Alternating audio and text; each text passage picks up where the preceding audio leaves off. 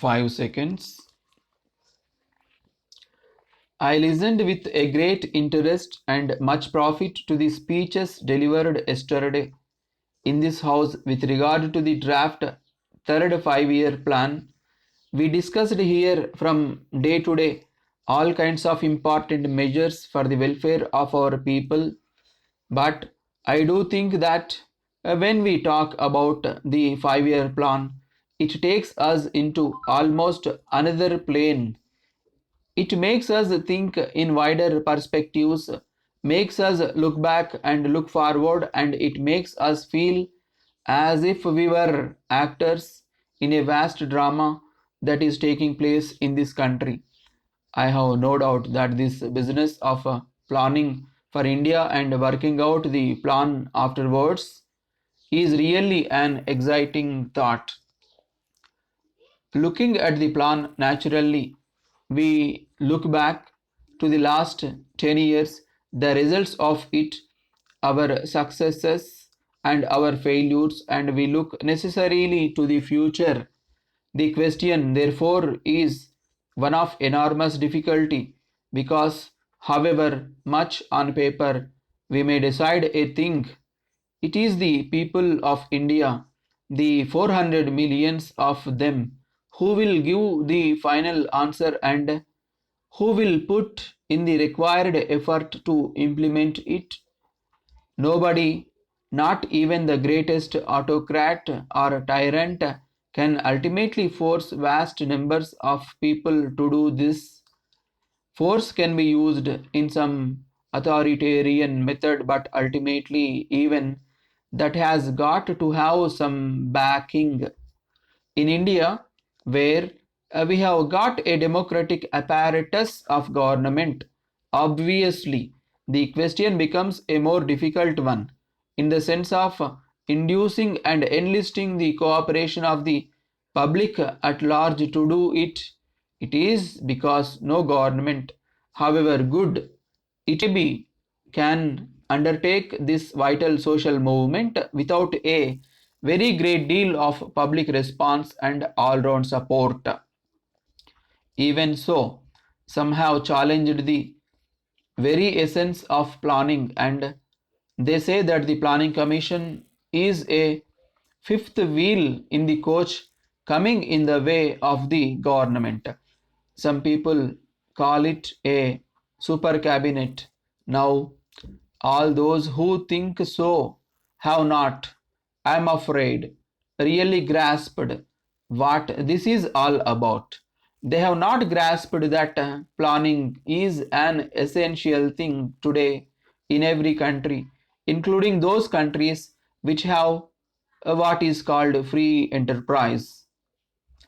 You will admit that India is more or less an underdeveloped country, and so it cannot move ahead without hard planning and hard work.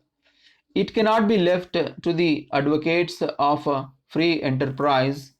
I am sorry to say anything about them, but it is a matter of continual astonishment that in this country we should have still people speaking of the past. I just cannot understand it. Even men in America or England, which are capitalist countries, realize the necessity for planning in India and the way we are doing it. It is therefore surprising that people isolated from any modern thought and modern developments think that planning is bad and that it takes away one's freedom.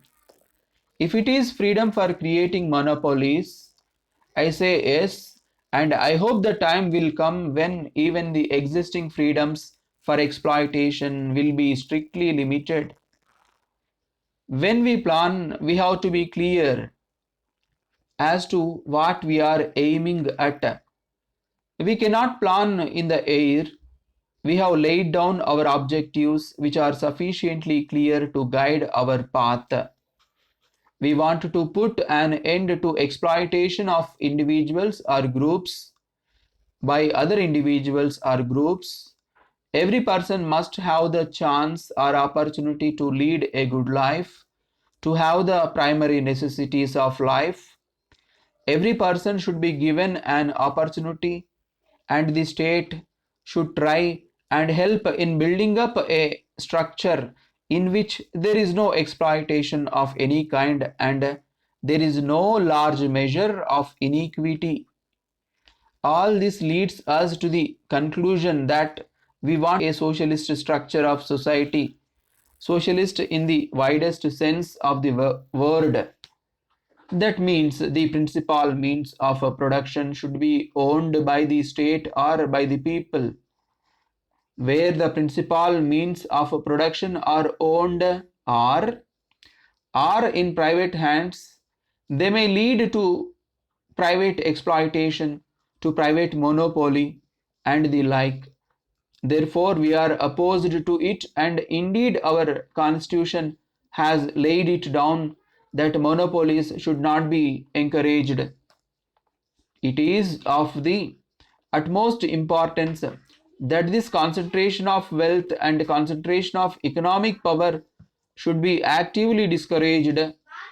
In effect, our planning concerns itself with the proper production of wealth and the proper distribution of it, but the conditions in India are different, and I am quite sure that the whole Indian genius attaches certain moral and ethical values to the political and economic structure. It is true that frustration comes when we cannot implement our desires as we want to. We have to deal with age old practices, ways of thought, ways of action, and it is very difficult to jump over all these difficulties. Therefore, we have to get out of traditional ways of production and traditional ways of consumption.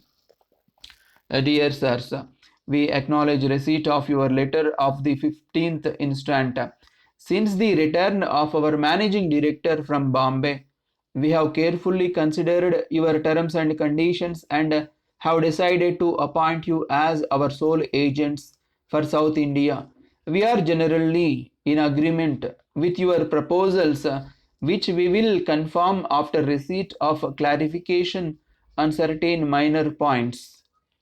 You desired to have commission on a slab system on the gross sales, agreeing to bear all expenses incidental to sales. We feel it would be desirable to have a uniform rate of commission as in the case of similar agencies. If you are agreeable, we will favorably consider guaranteeing a minimum commission taking into account the transactions during the past 5 years.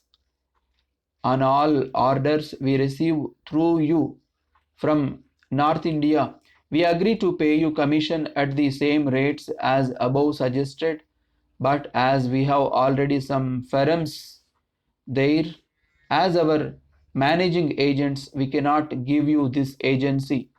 With regard to the showrooms you propose to open in the new branches, we have been debating this point for some time past. We presume that you may not venture on any account but keep it relative to the orders you get.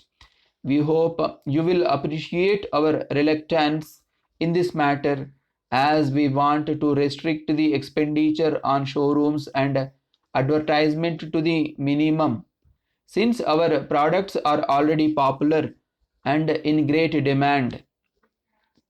We agree to allow the customers discount of 2.5% on the catalog prices on all cash sales, on credit sales to exceeding 1 lakh.